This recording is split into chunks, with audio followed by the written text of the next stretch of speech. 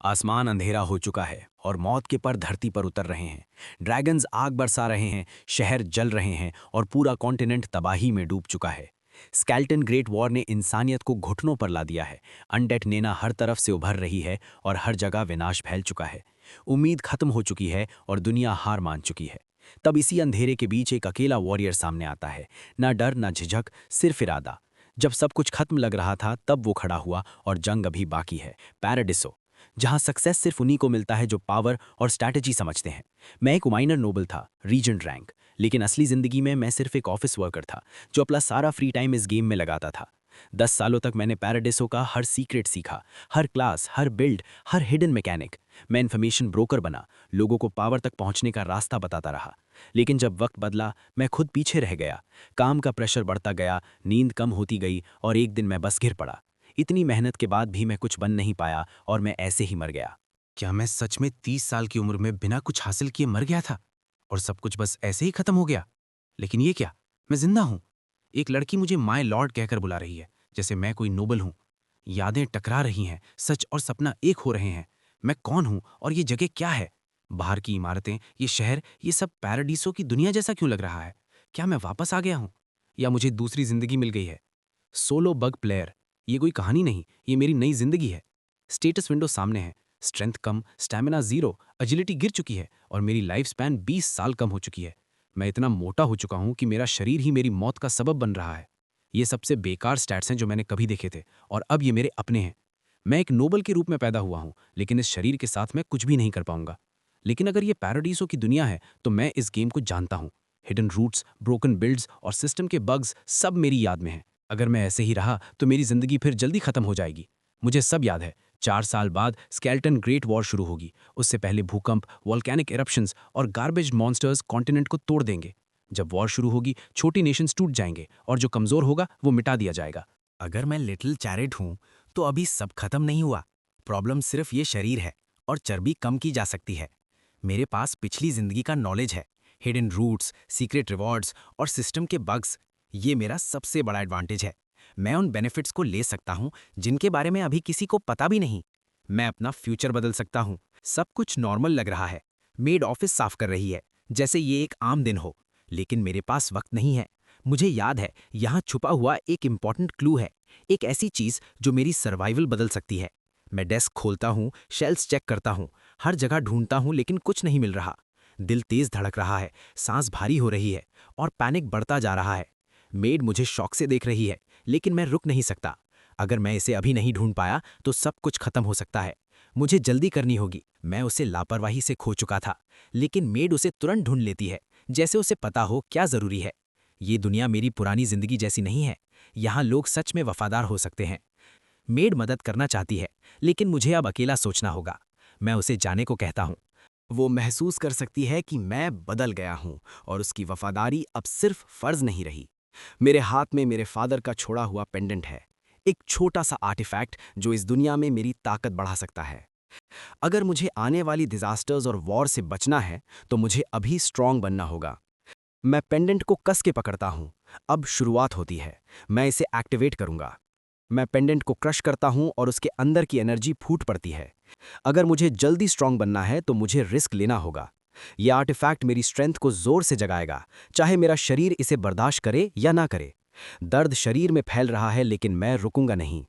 आने वाली डिजास्टर्स से पहले मुझे ग्रो करना होगा। अंधेरा घूमने लगता है और एक काला वोर्टेक्स मेरे सामने खुल जाता है। लाल आंखें अंधेरे से चमकती हैं और एक विकृत रूप सामने आता है। वो मुझे देखकर मुस्कुराती है, जैसे मैं उसका इंतजार कर रहा था।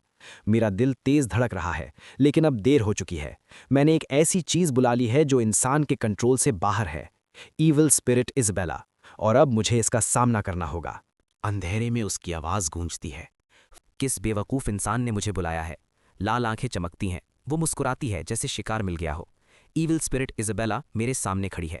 वो पूछती है, इतनी बेचैनी किस बात की है जो तुमने मुझे बुलाया? पसीना बह रहा है, लेकिन मैं पीछे नहीं हटूंगा।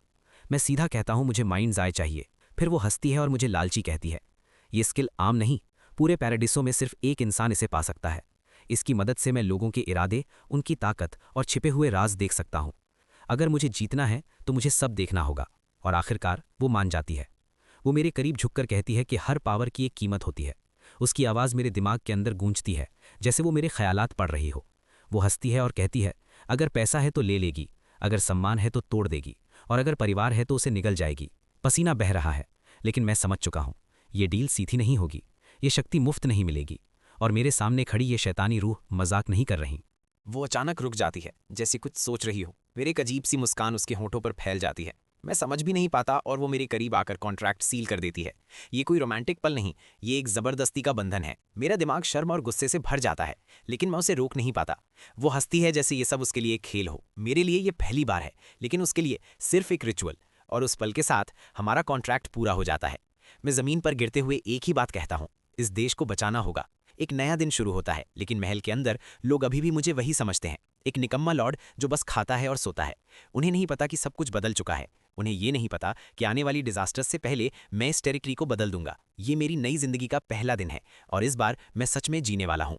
हेज भारी डॉक्यूमेंट्स उठाए दौड़ रही है, जैसे उसके लिए ये सिर्फ काम नहीं बल्कि फर्ज हो। दूसरे सर्वेंट्स उसे देखकर हैरान हैं, लेकिन उसे परवाह नहीं। वो मेरे सामने टेरिटरी और वैसल्स के रिकॉर्ड्स रख देती है। ये सिर्फ कागज नहीं, मेरी जिम्मेदारी का बोझ है। मैं उसे रोकता हूँ और ध्यान से देखने लगता हूँ। अगर मुझे इस जगह को बचाना है तो मुझे सब कुछ समझना होगा, लोग, रिसोर्सेज और छिपे हुए रिस्क्स। मेरे दिमाग में स्ट्रैटेजी बनने लगती है। ये सिर्फ शुरुआत है। मैं उसे ध्यान से देखता हूं और समझ जाता हूं कि ये सिर्फ एक मेड नहीं है, इसके अंदर हीलर बनने की क्वालिटी है, रेयर स्किल जो बैटलफील्ड पर जिंदगी और मौत का फर्क बन सकती है। वो सीधी, वफादार और मेहनती है। ऐसे लोग आसानी से नहीं मिलते। जब वो माफ़ी मांगती है तो मुझे एहसास होता है कि उसकी लॉयल्टी मजबूरी नहीं, दिल से है। अगर मुझे इस टेरिटरी को बचाना है तो मुझे ऐसे लोगों को संभाल कर रखना होगा। एक पल के लिए मेरा पुराना गुस्सा लौट आता है और मैं हेस पर चिल्ला उठता हूँ, जैसे मैं अब भी वही निकम्मा और एरोगेंट लॉर्ड हूँ। वो डरकर पीछे हट जाती है और उसकी आंखों में खौफ साफ दिखाई देता है। उसी पल मुझे एहसास होता है कि मैं क्या कर रहा हूँ। ये मेरी नई जिंदगी है और मैं इसे पुरानी गलतियों से बर्बाद नहीं कर सकता। मैं तुरंत उसे पुकारता हूँ और माफ़ी मांग लेता हूँ। वो हैरान रह जाती है, शायद उसने कभी मुझे ऐसा नहीं देखा। मैं सीधा उसकी आंखों में देखकर कहता हूँ कि मैंने जो गलतियाँ की हैं उन सब के लिए माफ़ी चाहता हूँ। मैं मानता हूँ कि मैं स्वार्थी और अंधा था, लेकिन अब मैं बदल चुका हूँ। मैं उससे एक मौका मांगता हूँ, बस एक और मौका। वो रो पड़ती है, लेकिन ये दुख के आंसू नहीं, भरोसे के हैं। और उस पल वो वादा करती है कि चाहे जो हो वो मेरे साथ खड़ी रहेगी। अब मैं सच में जैरेड हूँ। पुरानी जिंदगी की यादें अब सिर्फ एक चेतावनी है। महल शांत है, लेकिन मेरे अंदर एक नया इरादा जन्म ले चुका है। हेज मेरे लिए सिंपल खाना लाती है, सिर्फ अर्ब्स और सब्जियां। पहले मैं ऐसे हाथ भी ना लगाता, लेकिन अब मुझे बदलना होगा। अगर मुझे जिंदा रहना है तो मुझे अपना शरीर बदलना होगा। मैं वेट कम करूंगा, स्ट्रांग बनूंगा और आने वाली तबाही का सामना करने के लिए तैयार रहूंगा। पैराडीसो के नॉलेज ने मुझे सिखाया है कि अर्ब्स सिर्फ खाना नहीं, एक सिस्टम टूल है। मैं जबरदस्ती उन्हें निकलता हूँ। स्वाद इतना खराब है कि उल्टी आने लगती है, लेकिन सिस्टम तुरंत रिएक्ट करता है। लाइपोलिसिस बढ़ रही है, फैट बर्न हो रहा है, मेटाबॉलिज्म रीसेट हो रहा है। मैं महसूस कर सकता हूँ कि मेरा शरीर बदल रहा है। ये आसान नहीं है, गले में जलन है, पेट उलट रहा है, लेकिन ये जरूरी है। तभी मेरे सामने स्टेक रखा जाता है, गरम और टेम्पटिंग। एक पल के लिए मन हिलता है, लेकिन मुझे याद है मेरा गोल क्या है। हीज कहती है कि मैं पहले हर चीज थूक देता था। प्लेट खाली है और मैं डिसाइड करता हूँ कि ये मेरी रीबर्थ की शुरुआत है। लेकिन अचानक इजाबेला की आवाज़ गूंजती है। वो अपनी माइंड्स आय वापस मांग रही है। मैं हैरान हो जाता हूँ। कॉन्ट्रैक्ट अभी शुरू हुआ है और वो पहले ही धमकी दे रही है। वो गुस्से से कहती है कि जब तक उसे उसकी चीज़ वापस नहीं मिलती वो मेरा पीछा नहीं छोड़ेगी। मैं गहरी सांस लेता हूँ और समझ जाता हूँ कि ये सफ़र आसान नहीं होगा। पावर मिल चुकी है, लेकिन हर कदम पर एक नई मुश्किल मेरा इंतजार कर रही है। 10 साल पहले सब कुछ बदल गया था। दरवाजे पर जोर से दस्तक हुई और खबर मिली कि मेरे पिता अब इस दुनिया में नहीं रहे। महल के अंदर सन्नाटा छा गया, लेकिन उन्होंने मेरे लिए सिर्फ दुख नहीं छोड़ा, उन्होंने अपने फैसलों में फ्यूचर की सोच छोड़ी थी। जैसे वो जानते थे कि आने वाले वक्त में मुझे मजबूत बनना होगा। उस रात मैं अकेला था, जिम्मेदारी के बोझ के साथ। मैं उन्हें पकड़कर बस एक शब्द कह सका, फादर। उस पल से मेरी जिंदगी मेरी नहीं रही। सुबह महल शांत है, लेकिन अचानक हमें बुलाया जाता है। बाहर बर्फ गिर रही है और अंदर एक नशे में डूबा हुआ नोबल हंसी उड़ा रहा है। वो शराब की बोतल पकड़े हुए हेज को घूरता है, जैसे वो कोई चीज हो। उसकी आवाज भारी और बेअदब है और कमरे का माहौल तुरंत बोझिल हो जाता है। हेज घबराकर उसे ग्रीट करती है, लेकिन उसकी आंखों में डर साफ दिखाई देता है। ग्रेगस की घटिया हरकतें अब हद पार कर रही हैं। उसकी आंखों में शराब और अहंकार दोनों जल रहे हैं। तभी हॉलवे में कदमों की आहट गूंजती है और सिटी गार्ड का चीफ सामने आ जाता है। उसकी आवाज सख्त है। वो सीधा सवाल करता है कि ये बदतमीजी क्यों हो रही है। माहौल पल भर में बदल जाता है। हेज सीधी खड़ी रहती है, लेकिन उसकी सांसें तेज हैं। ग्रेगस की हिम्मत टूटने लगती है, उसकी चीख लड़खड़ाती है। अब ये सिर्फ एक मेहमान का हंगामा नहीं, अथॉरिटी का सामना है।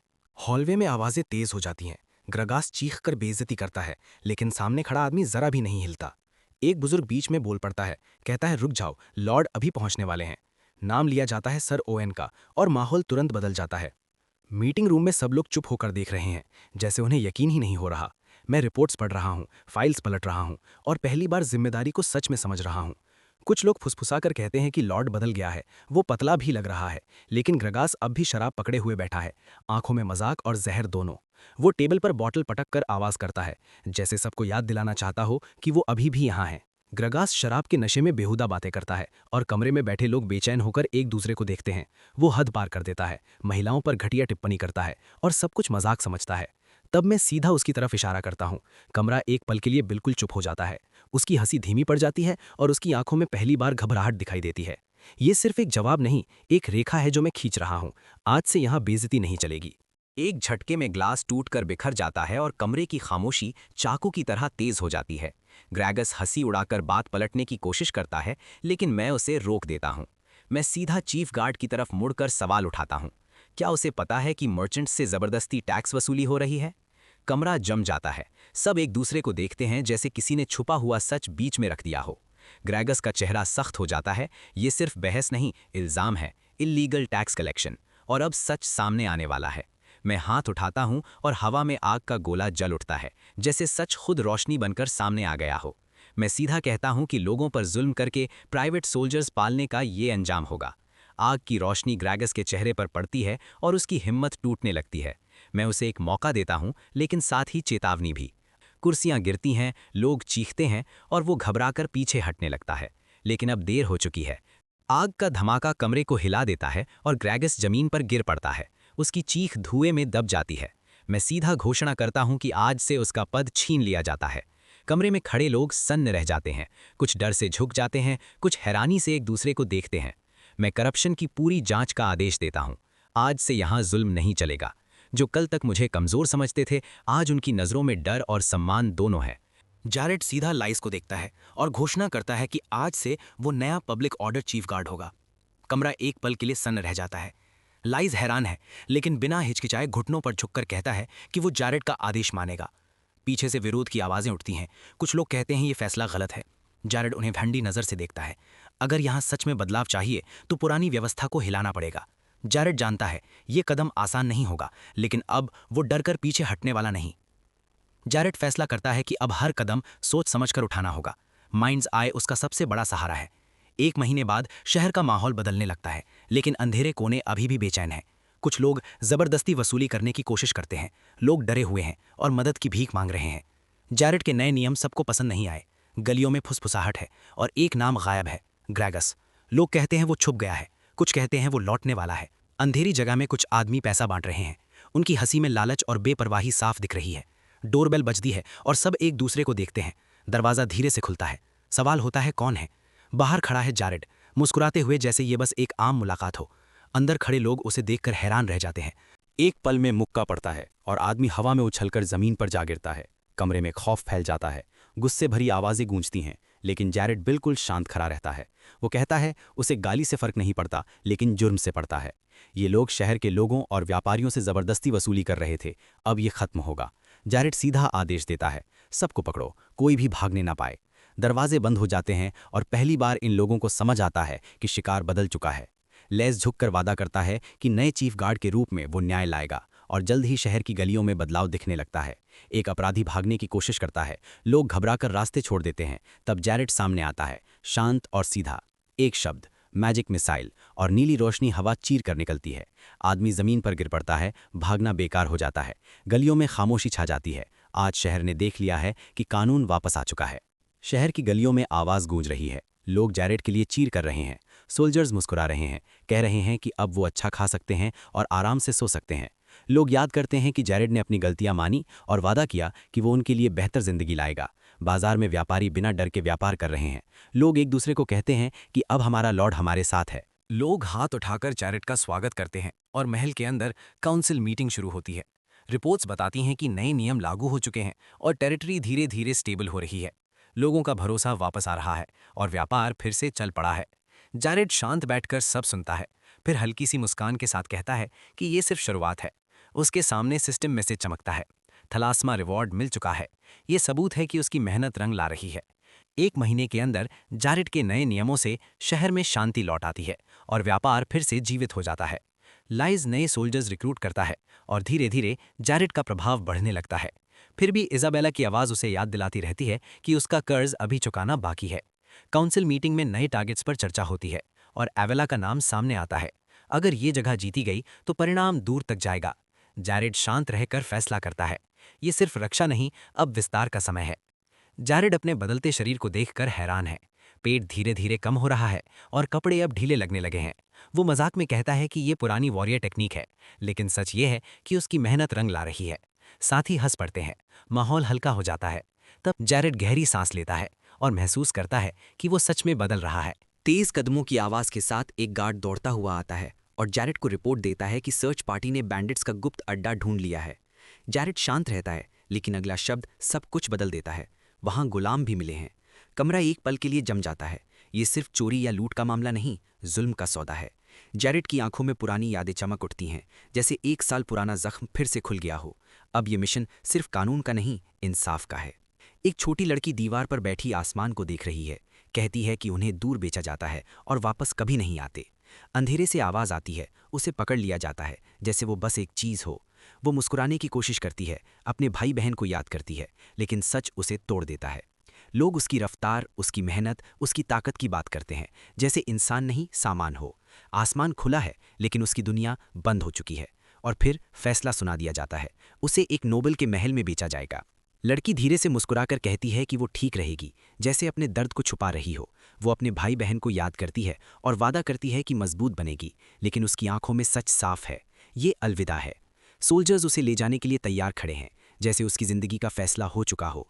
वो कहती है कि अब उसे एक नोबल के महल में काम करना होगा। तलवार जमीन पर गिरती है और धूल उड़ जाती है। ट्रेनिंग ग्राउंड में खामोशी छा जाती है। वो कहता है कि दुनिया बहुत खतरनाक है और ज़्यादातर लोग इसे सामना करने से पहले टूट जाते हैं। कई औरतें अपना चेहरा छुपाकर जीना सीखती हैं, लेकिन ये सच मर्दों पर भी उतना ही लागू होता है। यहाँ जेंडर नहीं, हिम्मत और मेहनत काम आती है। वो कहता है कि टैलेंट और एफर्ट ही जिंदा रहने का रास्ता है, लेकिन उसकी आवाज़ में एक और सच छुपा है। अगर तुम्हारे पास ताकत नहीं तो तुम्हें किसी और की ताकत बनना पड़ेगा।